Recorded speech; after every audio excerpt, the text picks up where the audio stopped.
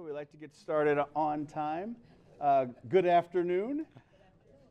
My name is Derek Mosley. I'm the director of Marquette Law School's Lubar Center, and it's my pleasure to welcome you today to our On the Issues program, focusing on the Marquette Law Poll. I have to note, Charles, before I introduce you, I have to note that it is the number 3rd ranked poll in the country. And also to let you know that I am joined once again by Dr. Charles Franklin, the director of the Marquette Law Poll. So welcome, Charles. Thank you for having me. And as you may recall from the last poll, we've changed the format just a little bit. We used to just do the poll conversation with myself and Charles, and then questions at the end. But we switched it up the last time, and it seemed to work a lot better because people have questions, and instead of having to wait till the end to ask those questions, if you do have a question, we will ask you to raise your hands at that time, and then we can address that question as it's relevant to the topic that we're talking at that very moment. So please feel free to do that during this conversation. I want to briefly, though, go over the topics of the day for us today. As we get started, we are going to be talking about the methodology of the poll. We'll also talk about presidential matchups, which a lot of people, as I hear the buzz around the room, are talking about before we get started. We're going to also talk about the reaction to the trial and conviction of former President Trump. We're going to talk about the Senate race, the Tammy Baldwin, Eric Hovde race. We're going to talk about enthusiasm or lack thereof for the election coming up in November. And we're going to talk about various issues in regards to the candidates and what the electorate thinks about those issues and as they pertain to each candidate. Also give a candidate image as well. And if time permits, we're going to go into public schools and also into water and PFAS. So that's our format. I'd like to jump right into it if we could, Charles, and if we can talk about the methodology, I would love for you to go over that real quick so we have an idea about what the poll is all about. So it's a pretty standard poll. We were in the field from June 12th to 20th. We had 871 registered voter respondents and 871 registered, 784 likely voters. That's a 4.6 margin of error for registered and 4.9 for likely voters. That's moving, but oddly enough, it doesn't make my iPad move at the same time. Who knew? I've got to get coordinated here and do it this way. Okay, so the partisan makeup of the sample is very close to our recent long-run average, 31% Republican, 29% Democratic, 40% independents. And since January, sorry. Can't use that language here. Since January of 2020, the long-term balance has been 30 Republican, 29 Democratic, and 40 independent. So we're very close to that average. The methodology, as I've been telling you, we've shifted to a slightly different methodology. The survey is conducted with a hybrid sample, meaning we interview people with different modes or methods. 637 respondents were selected from the registered voter list and 237 from the SSRS opinion panel, which is a sample drawn from postal addresses across the state and invited to participate and take surveys online. Interviews were conducted online with 769 respondents, with 102 respondents with live interviewers on the phone. So if you don't respond to the email, we call you. You cannot escape us. And that's the method we've been using since beginning of 2023 when we moved away from all telephone to this mixed mode. We send an email invitation with a link, and we also send a text message with a link. And if people respond to those, then they do the survey online, and if not, we phone them. So how many days until the election? 132 exciting days to go. So yeah, as of today. What's going on? Well, you'll be shocked to know it's a close race. We have the presidential race at 50-50 this time with registered voters, And this is when we've asked initially undecided voters, well, if you had to choose, how would you vote? We talked about that last time, that's a way of trying to get those folks that are kind of on the fence to tell us at least which way they're leaning. It's 50-50 this time. It was 49-51, Trump leading by 2 last time. So it's just tightened, but it's still dead tight, but from a 2-point Trump lead last time to a dead tie this time. If we go to likely voters, it's Biden by 2, 51-49. That's a reversal from April when in our last poll when it was Biden at 49, Trump at 51. So just a little bit of a flip there. This is such a small difference, I don't think you want to make much of it, but it is consistent with findings that likely voters are a little bit more pro-democratic this year than all registered voters. We'll have a little more to say about that in a minute. Here's the trend in that two-way race. And you can just see this is since last November when we started asking about the presidential campaign. Biden was up by a couple, then it was tied, then Trump was up by a couple, and now it's tied again. So just flip-flopping back and forth within that couple of point range. If we look at it with likely voters, then you see that it's also flipped in somewhat the similar way. Trump has had that small edge with likely voters in the previous 2 polls, with Biden now taking that small 2-point lead this time. Now, there are some people that are undecided, and so I want to come back. I told you that this is with people who are undecided being asked, well, if you had to choose. Now we're looking at that first question in which people could say, I'm undecided. And what you see here is that with registered voters, 12% still say they're undecided. The choices are still tied, this time 44-44, with 12% undecided for registered voters. So it's tied with registered whether you look at with or without undecideds. That's telling you that the undecideds are also splitting evenly when they're pushed between lean towards Biden or lean towards Trump. Last time in April, it was 44 for Biden, 47 for Trump, and 8% undecided.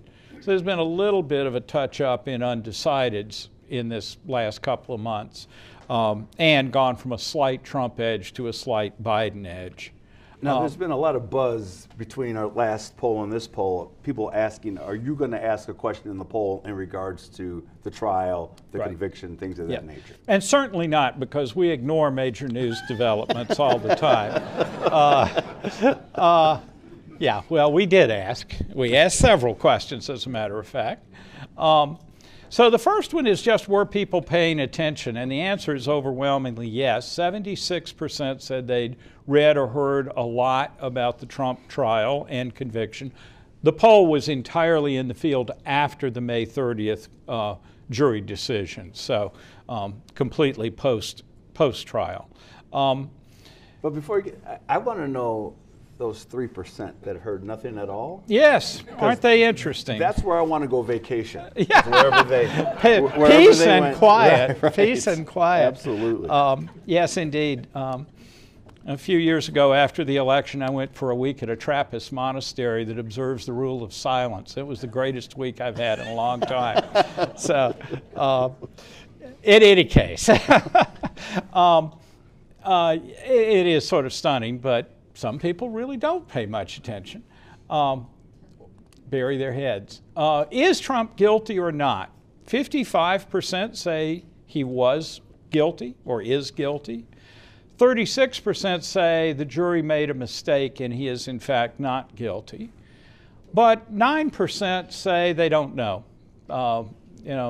Can't make up their minds, haven't paid enough attention, whatever, or just don't want to deal with the issue. The guilty people I get, because they at least have the jury's verdict, right? This is the judge in me talking, right?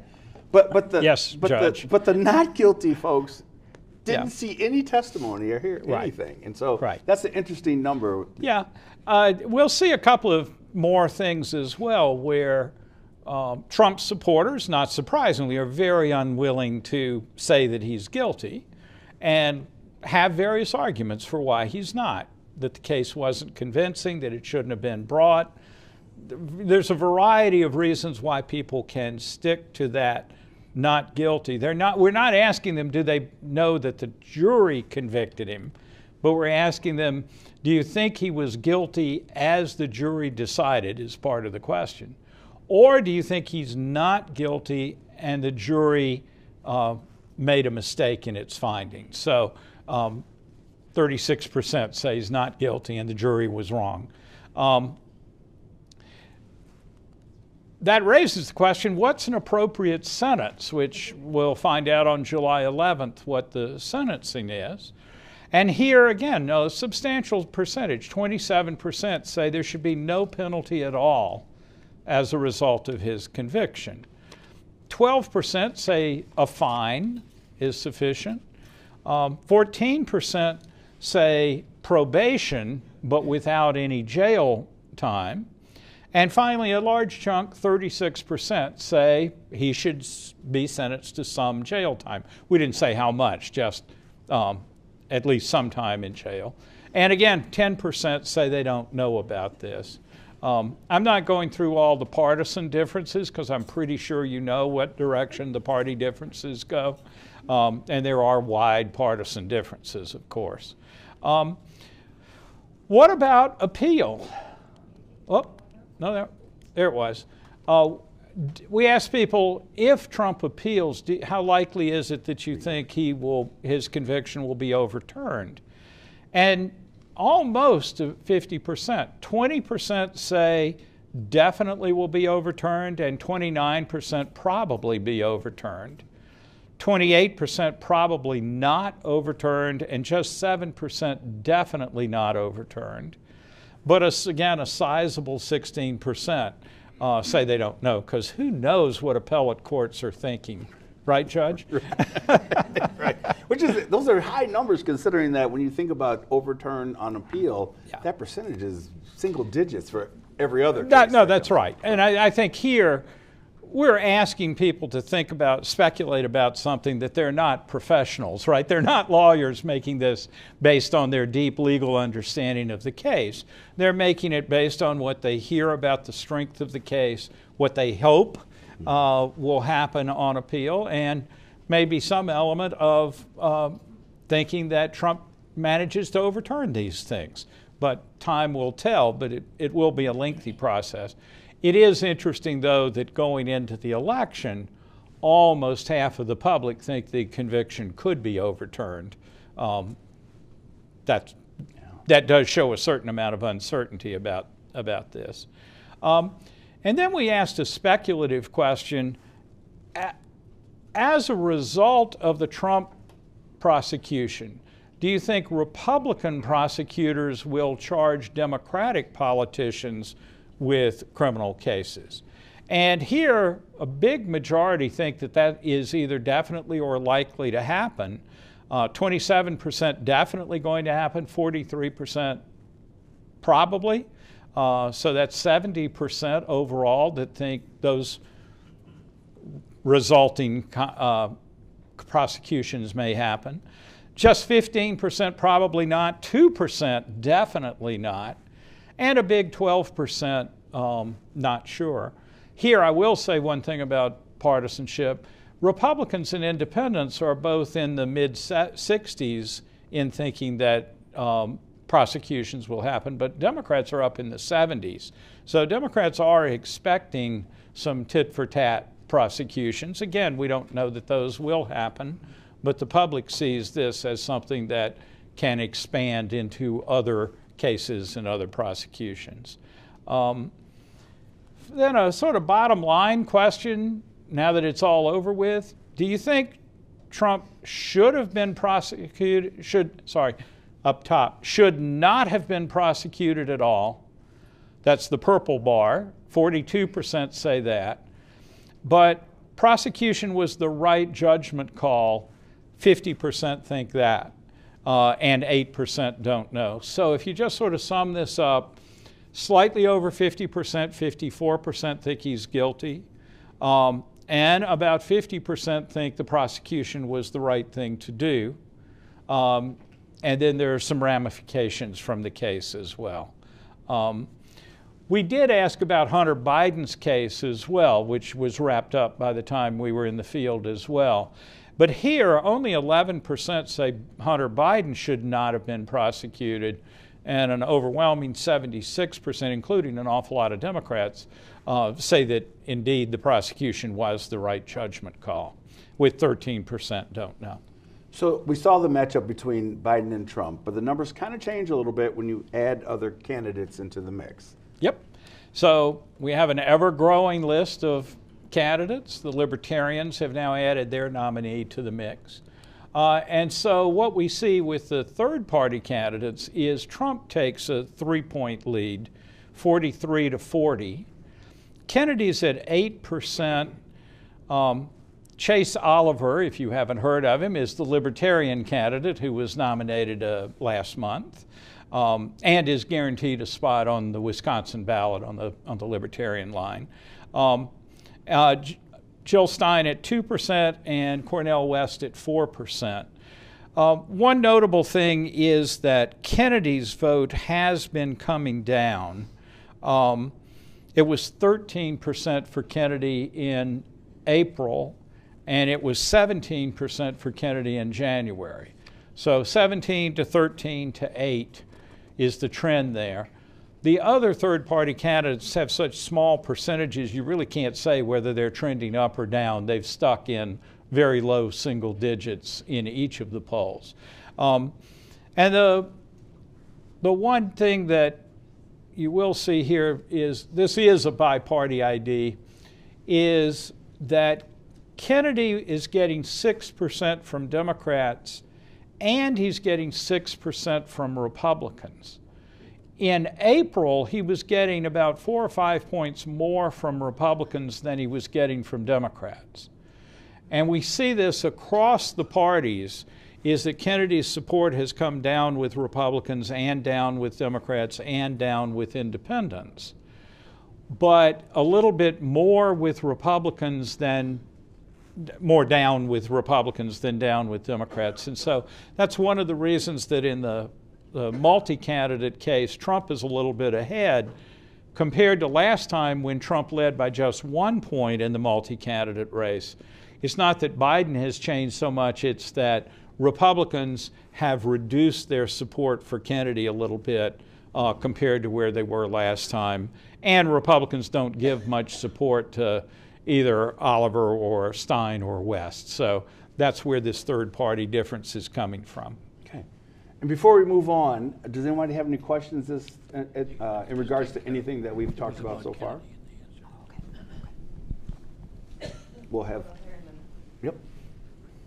I just want to congratulate you on being considered the number 3 pollster. Yeah, we've got to try even harder, because trying harder, it didn't get us to number 2. What is it based on? It's based on accuracy over all of our polling since 2012. This is the 538.com pollster ratings. They looked at over 500 pollsters around the country. The New York Times Siena poll was number 1, the Washington Post ABC number 2, and we were number 3. And that's, as I say, based on accuracy of all the pre-election polls that we've done or that others have done. And so that's it. They also rate transparency, and we were the only pollster to have a perfect 10 score on transparency because we release everything and always have released everything. So I'm pleased with that. Well done. Thank you. Did you get any indication of what percentage of the voters definitely will not vote for any presidential candidate? For any presidential candidate? Yes. No, we haven't asked that question recently. Oh, yeah, I couldn't hear it very well either. The question was, do we have any indication of how many voters just simply will not vote for any presidential candidate? I don't think the number's terribly high, but earlier in the year, we asked the question, would you vote for Biden or Trump or someone else, or wouldn't you vote? That's the closest I've got. That was in mid-single digit, saying wouldn't vote. But on the other hand, when we then follow up and say, if you had to choose, would you vote for Biden or Trump, almost nobody absolutely refuses to answer that question or insists that they wouldn't vote. So I think it's fairly small. Now, that certainly doesn't mean everybody will vote, but let me delay you until we get to enthusiasm, and then we'll talk a little bit about turnout and the issues there. This is a general question. Hey, Wait wait one for the second. mic, Get the if you mic will. real quick. No problem. As a general question, I understand that your respondents are Wisconsin-based. And my question and comment would be, how does this compare to national surveys? And do you have any guess? Sure. Well, we do national surveys. We do 6 national surveys a year, and we're releasing one tomorrow morning. That's the teaser. That's the teaser. But I can't tell you about that one yet because it doesn't come out until tomorrow. But in the broad scheme of things, most questions, Wisconsin is fairly close to the national. We're neither to the left nor to the right, so we end up sort of in the middle of the national polling as well. But for specific issues or things that have local importance, state importance, we can see differences. So that's the best I can give you on that. National polling averages have also been very, very close.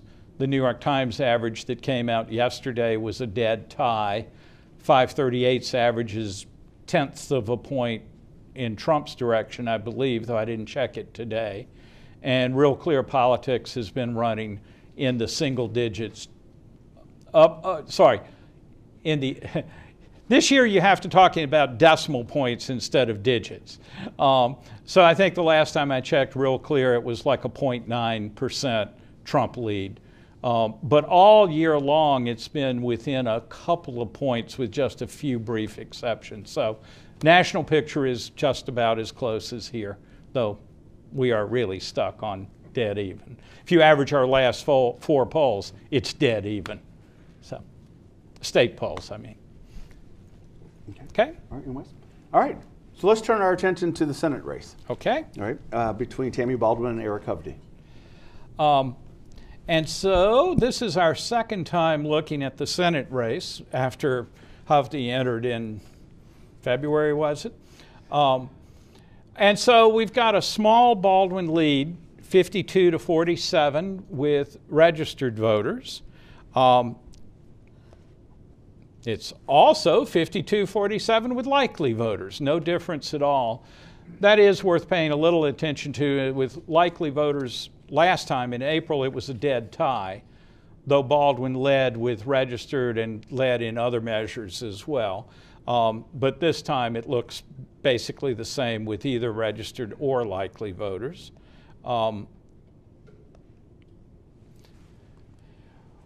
Then, yeah, sorry. And I know you're going to talk about the unleaned vote. Okay. If you could describe what you mean by the unleaned vote. Well, this is leaned, and so what I've mentioned it for the presidential race. It's exactly the same here. Our first vote question is, in the race for U.S. Senate, would you vote for Democrat Tammy Baldwin or Republican Eric Hovde, or haven't you decided? Incidentally, we randomized the order of the names, so it's not always Baldwin and Hovde. It's on average half and half in each order. Then the leaned vote, the thing I just reported back here, is asking those undecideds, if you had to choose, who would you vote for? But especially in the Senate race, 17% say they're undecided in that first question. They're willing to tell us who they lean towards, which we just talked about, but it is especially important here with Hovde as a non-incumbent challenger, not as well known as the 2 presidential candidates, that we would expect a lot more undecideds, and indeed we do on this question. So you got to keep in mind that we're showing you the leaned vote before and here the unleaned vote. And Baldwin leads by slightly more here, by 7 here instead of by 5 with leaners. And a substantial 17% say they don't know or remain undecided or are undecided. When we do likely voters, it's pretty similar. Baldwin now at 49, Hovde at 40, a 9-point margin, but 11% undecided. So what you can see is that asking people if they had to choose tightens the race to a 5-point race. Leaving the undecideds in here gives Baldwin a slightly larger lead, either 7 or 9 points, but with a big group of undecideds. I didn't point this out last on the presidential case, but it's true in both, that the percent undecided is bigger than the margins between the candidates. And so, you know, as close as the race is, there is still room for those undecideds if they were to break more heavily to one side or the other to tip this close race in the presidential race, certainly, possibly in the Senate race, into a very heated or reverse the lead, very heated or reverse the lead as well. Oh, I did want to show you party ID for this one. Baldwin is getting 95% of the Democratic votes, and 5% of Democrats say they'll vote for Hovde. With Republicans, it's 88% loyal to Hovde, but 12% crossing over for Baldwin. We don't see a lot of crossover voting these days, but there is a little bit there. And then independents lean just a little bit to Baldwin, 52-48. However, I hasten to add, independents are a small group of voters. A 2-point margin is really well inside the margin of error and should just be thought of as a toss-up. So you see party loyalty. We would expect party loyalty to increase over the course of the campaign. As we'll see in a minute, lots of voters don't know much about Eric Hovde yet. And so as they get to know more about him, they're likely, especially those Republicans, to understand that he's the Republican candidate and to be drawn back to him. In contrast, the presidential race, we get extraordinarily high levels of party loyalty. 98% of Democrats sticking with Biden, 93% of Republicans sticking with Trump, but 7% crossing over. But here you see Biden's weakness with independents, with Trump having a more significant lead. We saw this lead with independents pop up in April, and it's almost unchanged this month. So independents don't seem to have wobbled between April and now, but instead have stayed with a fairly significant tilt towards Trump. So you mentioned this a little bit earlier. How excited is the electorate about this election? You know, I started to put a question mark instead of an exclamation mark. The only question was which was more amusing. People are just not enthusiastic, what can I tell you? And they aren't getting more enthusiastic. So the very top green bar there is this month's survey. 46% say they're very enthusiastic to vote this fall. It was 47 in April, it was 49 in January, it was 46 in November. But go back 4 years to June of 2020, and it was 59%. So you can, and that's been true all spring. It's been close to 20 points more enthusiastic in 2020 than enthusiastic this year. So that's quite a gap.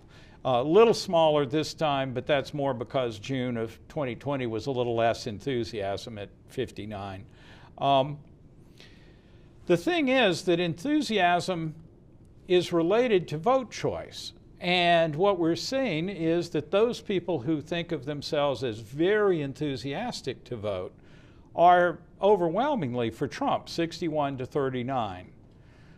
But every other lower level of enthusiasm leans towards Biden by fairly significant margins. So 57% to 43 with somewhat enthusiastic, 58-41 with not too enthusiastic, and an amazing 65-33 among people who are bored to death and not at all enthusiastic. So this raises a big question about turnout and what matters here, because Biden has real strength among the voters who are not that engaged. Trump has real strength among the people who are really excited to participate. And so how does this balance out? And, you know, enthusiasm can change through the fall. I hear we're having a little get-together and conversation in Atlanta tomorrow night. We'll see if that debate changes people's levels of enthusiasm. We're going to have a big crowd of people here in July for the RNC and in Chicago for the DNC. It's entirely possible that this summer's events boost this enthusiasm level and remake the landscape. But as you saw in the previous slide, where things haven't changed over the last 6 months, those changes will be new because they haven't happened so far in this election cycle. Enthusiasm is related to voting turnout pretty strongly. Of those people who are very enthusiastic, 98% say they're absolutely certain to vote this fall. That's huge advantage to Trump. Of those somewhat enthusiastic, it drops to 87% certain to vote. Not too enthusiastic, down to 73%, and not at all enthusiastic. That was Biden's strongest group, right? Only 67% say they're sure they're going to vote this fall. So here is a path for Joe Biden to lose this election pretty badly, is that he's failed to inspire his supporters. They're unenthusiastic about him and his campaign, and they're much less likely to vote than those who are very enthusiastic, who overwhelmingly are for Trump. Now, I will say there's a bit of a paradox. If you look at enthusiasm, look just at the people very enthusiastic. The Democrats in that category actually have a stronger turnout record than the Republicans do. Not by a lot, but by just a little bit. Looking back at how whether or not they voted in 2020 and 2022 and in the primaries in 2022. Democrats have a little bit of an advantage. Go to the next level of enthusiasm, it's the same picture. Democrats are a little more likely, if they are somewhat enthusiastic, than Republicans who are somewhat enthusiastic to have voted in all of those last elections since 2020. So this is the thing that is driving some of the commentary you see that says Democrats have an advantage now that their voters are higher turnout voters. That is true, but enthusiasm plays a role in this as well, and that's where Democrats are really suffering right now. So I don't know how this is going to turn out, but you can see the pieces that are at work between enthusiasm and vote choice and between enthusiasm and likely turnout. And we have what did I say, 132 days? 132 days. So we have a little time for the campaigns to affect that, but we don't know where it's going to end up. Anybody have any questions in regards to the Baldwin-Hovde race or enthusiasm for the election? It's me again. Oh, I have a question. Is this on? Yep. yep. Regarding polling and have you ever done any studies as to how effective it is for candidates to come to Wisconsin? Let's say 8 years ago, Tammy Baldwin was criticized. Excuse me, my apologies. Hillary Clinton was criticized for not showing up, and a lot of people, some people would say that's the reason she lost Wisconsin. Let's say one of the two candidates comes 10 times to Wisconsin and the other 2 times. How would that swing things? Yeah. We, Marquette poll, don't have evidence on that. There have been studies by political scientists, and they're kind of a mixed bag. They show that campaign visits and associated media coverage seems to boost support for that candidate, at least within the local region around where the event is held. Now, mostly these are not presidential candidates. They're less visible candidates for statewide office. So you'd expect their events to maybe give people more information, whereas everybody knows about the presidential campaign. I don't think we're going to suffer at all from a lack of candidates coming here. Biden's been here, I've lost count. Trump's been here at least 3 times since January. So I'm sure we'll see plenty of them. But the empirical evidence of whether it makes much of a difference, that's a lot shakier. The best evidence is a small increment, but it may be focused around the place where the event was held. So if you keep coming to Waukesha and Racine and Milwaukee, you may not be doing anything to help your support in Appleton or Eau Claire. I got a quick one as well. I understand the importance of enthusiasm, and considering, looking back to, I don't know, I guess I started voting in early 80s. My concern now is not so much whether enthusiasm should have been the topic to ask, but the concern about the results of election. Right. Because again, we've had lots of issues in America in the past, but at this election, the issue of results is much more significantly important than I think has been in the last 40, 50 years that I've been voting. That's a good point, and we've not done much on that, but it's a good idea to ask in the polls that we're doing in the late summer and through the fall, is to see how much, what are the stakes that people see. Here, though, I believe, without having done the survey, that both sides see very high stakes in the election. Those polls that have asked questions like protecting democracy or ensuring fair and accurate elections find both Republicans and Democrats see high stakes because both of them believe the other side is a threat to that. So it's a delicate question about how do you ask to find out what you're trying to find out. But it's a good question, and I will keep that one in mind. Did you check enthusiasm by gender? No, I did not.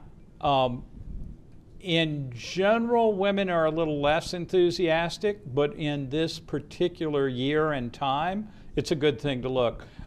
It is online. If you go to our website and look at the crosstabs, we do show enthusiasm broken down by gender. I just don't have it in my head right now to say what the number is. Shall? Charles, what conclusions could you draw from the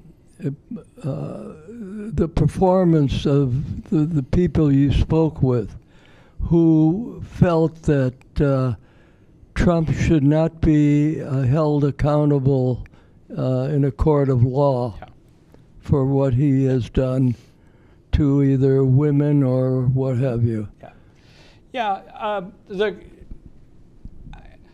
I think what we see is something that doesn't really surprise us anymore, that Trump has a loyal group of supporters, a big group of supporters, who have doubts about the legitimacy of the prosecution or doubts about some of the other charges. And the fact that juries have found against him hasn't changed people's minds much about that.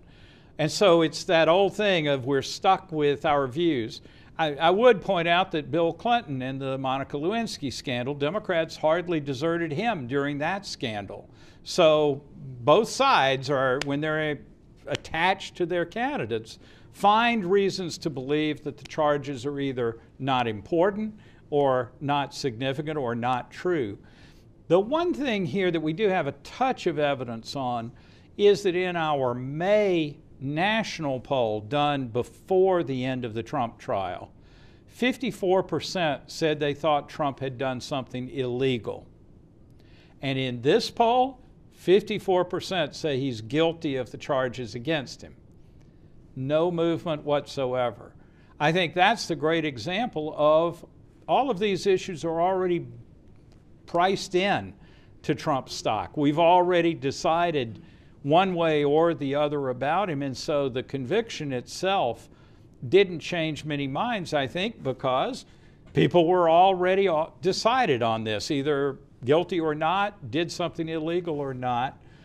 Those didn't change. Now, that is comparing a national with the state poll, so usually the state is similar, but it's not the same question. However, tomorrow you'll find out the answer comparing national in May to national in June. So stay tuned for that one. I have a question. When choosing the people you call, what the different regions of the state? How is that chosen, and how does that reflect? Sure. Let me repeat it since we didn't get a mic. The question is, what regions of the state do we represent when we choose the sample? And the answer is that through 2022, we found it sufficient to divide the state into 5 big regions. The city of Milwaukee, the rest of the Milwaukee media market, the Madison market, the Green Bay market, and the north and west of the state. But it's gotten harder to get people on the phone. We've been worried, we as an industry, not just here at Marquette, concerned about whether we're getting reluctant respondents on one side or the other and whether that's a problem. So we now divide the state into 90 different regions, 9-0. And what that means is if we're sampling in Green Bay, in the old days, we would get a proper sample of the Green Bay region, the media market. But we wouldn't control that we were sure we were getting the right percentage of people from the more rural parts of the Green Bay market or the more urban parts. Now, with this much greater stratification, we're making sure that we have the number of respondents from a bunch of different places in the Green Bay area, not letting the respondents just choose for themselves whether they're going to answer. So that's one big change in the methodology to try to make sure that we represent, geographically at least, the most Republican areas of the state to the most competitive to the most Democratic, instead of basing the regions primarily by media markets. So that's a big change. Let's go into favorability, Charles. If we could talk about how the electorate feels about these candidates on issues and their favorability. Yep. Well, the first thing is we don't like any of them. This hadn't changed. As we've had all year, basically, every one of them is viewed more unfavorably than favorably. But Biden at minus 18 net favorability, meaning 18 points more unfavorable than favorable, is in slightly worse shape than Trump's minus 16. That Trump number did dip down 3 points on net between April and now, but that's a small movement, I want to stress. Kennedy has gotten quite negative now, and this is a development. When he first started being talked about in the race, we saw net positive numbers for him, though an awful lot of people without an opinion. But over the recent months, as I mentioned earlier, support for Kennedy has gone down across all partisan groups, and net favorability has gotten worse and worse for him. More people have gotten to know him, but he's still 26% saying they don't know enough about him. Then when you move to the other 3 independent or third-party candidates, you get massive percentages that say they haven't heard enough to have an opinion about them. But they're all at least a little bit net negative. And 64% don't know Stein, 73% don't know West, and the new entrant, Chase Oliver, the Libertarian, fully 90% said they didn't know enough to give a rating to him. No surprise. That's what happens with third-party candidates. But the fact that we're seeing everybody viewed negatively, that is new.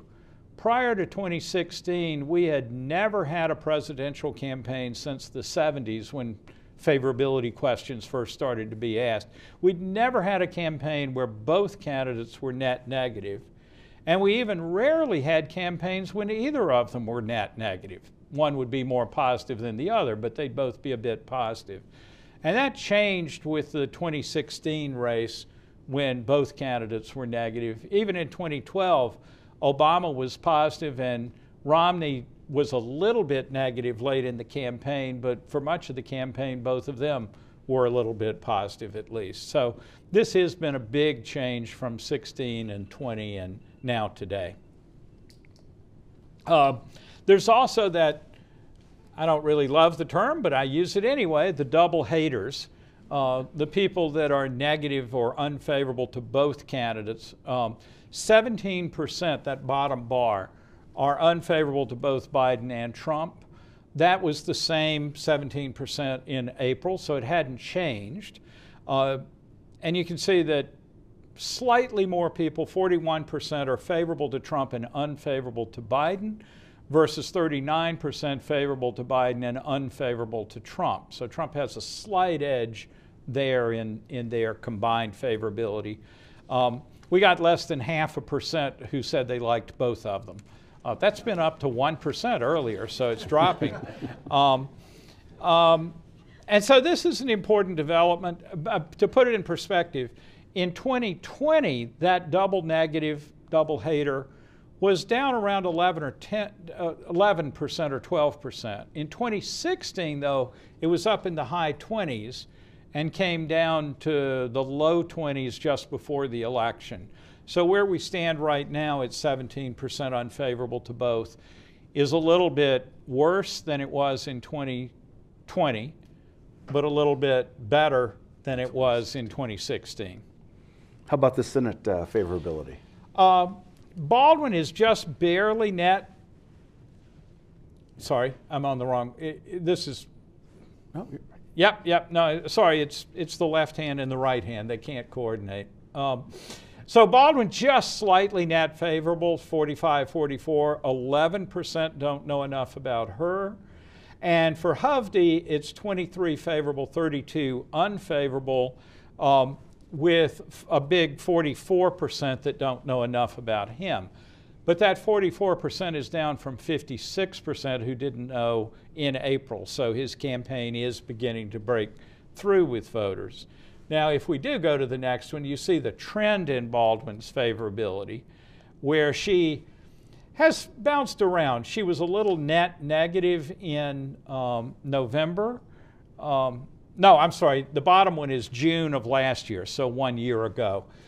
She was a little positive then she got a little bit negative in January, then 5 points net positive in April, and now just 1 point. You can also see that a year ago, 22% said they didn't know enough about Tammy Baldwin to have an opinion. That's now fallen to 11%. But if we go to Hovde, here the big story is the gray bar. A year ago, 85% didn't know enough. Then it was 82%, then 56% in April, and now down to 44%. On the other hand, his net favorables have gotten a little bit worse. He was net -5 in April, and he's a net -9 today. Still plenty of time, but there's been a little movement against him on the favorability side. But still, with 44% don't know, there's lots of time for that to move. By the time we get to the fall, it'll be down in the teens or 10% that don't know. So plenty of campaign to run. All right, now we wanted to turn our attention to national issues. So the issues and where the candidates stand and how the electorate feels they stand. Yep. And there's little movement here. There are 3 issues where Trump has a substantial advantage over Biden, in which candidate would be better. Immigration and the border is the top one where he has the biggest advantage. Then the economy, which is almost as large. Then handling the Israel-Hamas war, which is smaller but still substantial. Then you get to foreign relations, where Trump has a very small advantage but does still have an advantage. Then the last 3 issues Biden has an advantage on: Medicare and Social Security, then a little bit more on health care, and then the best issue for Biden is abortion policy. We've seen very little change in these over the last few months. The numbers bounce slightly, but the order of these is largely the same. In April, the economy was slightly less good for Trump and Israel-Hamas was slightly better. The order of those two have shifted, but it's still a trivial amount of points that have changed. As for what's the most important issue, 31% still say the economy. The border is down to 19%. That's a little bit of a decline in people saying immigration and the border's most important. But then abortion policy is the third highest, which is where it's been in order since we've been asking the most important question. The one maybe sleeper issue is that Medicare and Social Security is at 12%, the only one of the other issues that makes it into double digits. And then you drop off into mid and low single digits with foreign relations at 5, healthcare at 6, and the war between Israel and Hamas down at just 4%. Not much change in any of those. We do see, as we've seen all along, big party differences. If you start at the bottom, Republicans are overwhelmingly concerned with the economy followed by immigration. And none of the other issues make it past 5% even among Republicans. Democrats, in contrast, put abortion as the #1 issue, followed by Medicare and Social Security, and then the economy. And strikingly for Democrats, only 3% of Democrats say immigration is a top issue. So you get a real wild difference between the two parties in what they see as important. Independents look more like Republicans, with the economy first, followed by immigration. But abortion and Social Security are tied for third place at 9% each. Not a big percentage with independents. But that is, again, a little bit more attention to especially Medicare and Social Security than you might have imagined. All right. Can we briefly go on to approval ratings? Yes. This is easy because nobody's changed their minds. Biden's approval has come down a little bit since November, but it's hovering at about 40%. He wasn't much above that before. The big challenge to his campaign is that the voters, both here and in the country, just don't approve very much of the job he's done as president. Some of that is partisanship, where the other party, Republicans in this case, give the opposite party's president such low ratings that it does pull down overall approval.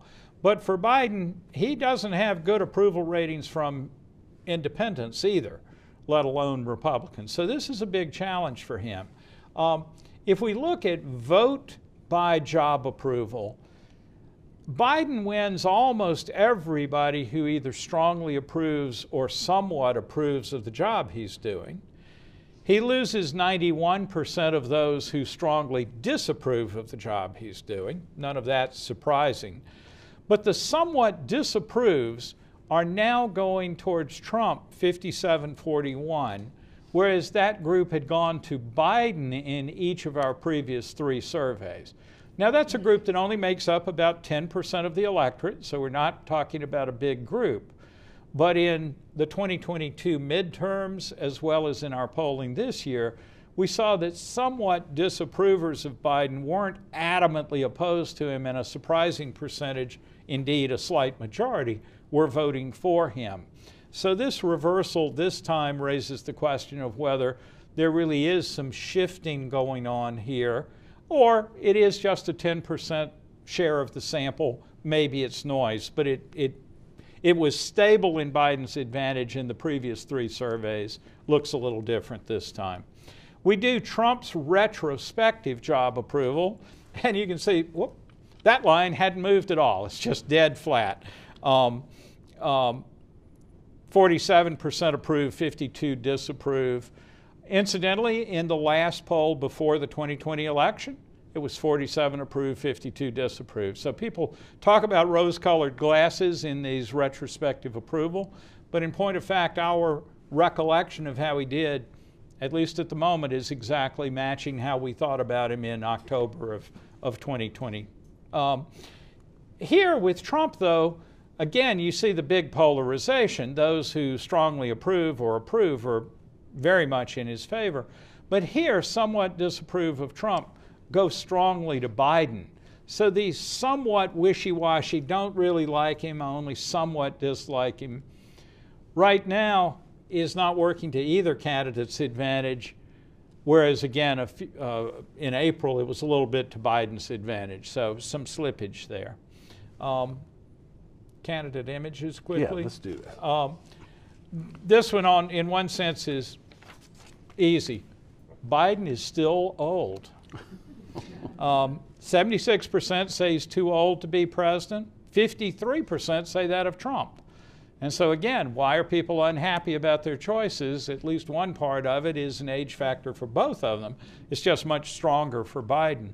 Shares your values is almost a dead even split. 43 say Biden shares their values. 44 say Trump does. Has behaved corruptly. Here's Trump's problem. 61% say that describes him.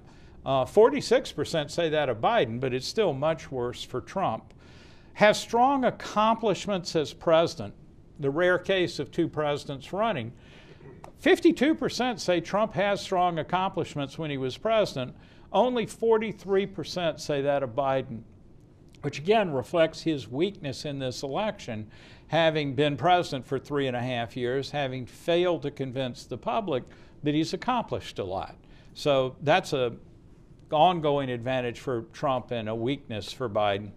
And finally, has the right temperament to be president. This is Biden's strength. 52% say he does.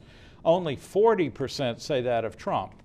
And so if you go through these and count up, it's about an even split between perceptions that favor Biden and perceptions that favor Trump, or strengths and weaknesses. In the time that we have, could we quickly go through Wisconsin in regards to the nation and local officials? Right direction, wrong track, which has been negative for a long time, it's actually slightly better here this month, though more people say we're still on the wrong track. Views of the national economy remain pretty negative. 34% say it's excellent or good. 34% say it's not so good. And 32% say it's poor. So basically a third, a third, a third. When we get to Wisconsin, though, people are a good deal more positive.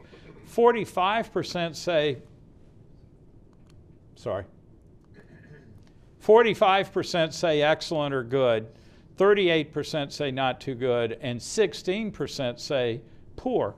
So that 16% is half of the rate that say the national economy is poor, saying Wisconsin's economy is poor. On the other hand, it's still only 45% saying excellent or good. We're not up into a majority saying Wisconsin's economy is doing well. But that is still a number of points ahead of the view of the country. And on family finances, we saw a 1 point increase in the percent saying they're living comfortably, but we saw a 2 point increase in the percent saying they're struggling. And so that's a very mixed picture about how people feel about their finances. Pre-COVID, we were seeing in the high 50s or even 60% saying they were living comfortably. So this is considerably more negative than it was in 2019. In the time we have left, Charles, I'm going to ask, are there any questions on what we've covered in the last few minutes that we have together? I have a question. Okay. 1 second. We're going to bring it over. Oh, just 1 minute. Yeah, but we have people out there in viewer yeah. land that need to hear you. So if the when you find the people you're polling, is that initiated by phone calls? There are two types of approaches. The first is we sample from the registered voter list, and then we send an email and a text message to those people we've sampled, telling them this is the Marquette poll, click here to do the poll online. If we don't hear back from them, then we call them on the phone, and that's cell phone predominantly. Only about 20% of the sample is interviewed by phone now, 80% respond online. There's another part of the sample which we sampled their home mailing addresses, and send a mailed invitation to take part in upcoming surveys, that's about 20% of the sample as well. So that takes out the issue of those people who don't have landlines, people who don't have a cell phone, and those people who don't answer the telephone? Yeah, the landlines have not been a problem since 2008. We call cell phones, when we were doing all phone, 80% of the time we call cell phones. That was never an issue, not recently an issue. But the not answering, that remains an issue, because when we sample them into the address-based sample, about 45% agree to do the interview. But when we sample them by email or text message from the registered voter list, we get a smaller response rate. It's better than it was on the phone, but it's still not great. On the other hand, that's the world we live in, where people don't want to be involved or participate. So we wish more people would participate, but we're a little bit better off with the new methodology than we were with the phone only. But it comes almost entirely from not picking up. So we have one more? Yeah, one more. Your polling did not mention anything with the Russian invasion war. Did you do some polling on that? We've been polling about the invasion since it happened in our national polling, doing that every 2 months. And once the Israel-Gaza war started, we've been asking about that in the national survey. I've just sort of left that on the national study and not asked about it as much in the state survey. That doesn't mean I wouldn't, but opinions have shifted a bit over the 2 years, but with more opposition to aid to Ukraine than there was, and Republicans near or over 50% saying we're giving too much aid to Ukraine. That's the biggest move that we've seen. We saw your poll for tomorrow. That address that issue also? The question was, would the poll tomorrow address the? The poll tomorrow is going to be more narrowly focused. Our regular every other month poll will be out at the end of July, or really the 1st of August, and that's the one that has been including the international material. We're asking, because I think it's important, we're asking about whether the U.S. should play a bigger or smaller role in the world, support for Russia or for Ukraine, support for the Israel-Hamas war, and occasionally another international focused question. But I've been saving that on the national. Okay. Space is finite, so I can't ask everything in both polls. I'm going to have to cut us off here for time, but Charles will be available. Could you please join me in thanking him for today? Thank you. I'd also like to acknowledge our program director, Hillary DuBois, in the back. Also, Dean Kearney is also in the room as well, Dean of the Law School. And I know Shell doesn't like this, but I also want to acknowledge Shell Lubar, who has made all this possible. So thank you all. Thank you. Thank you very much. Enjoy the rest of your week.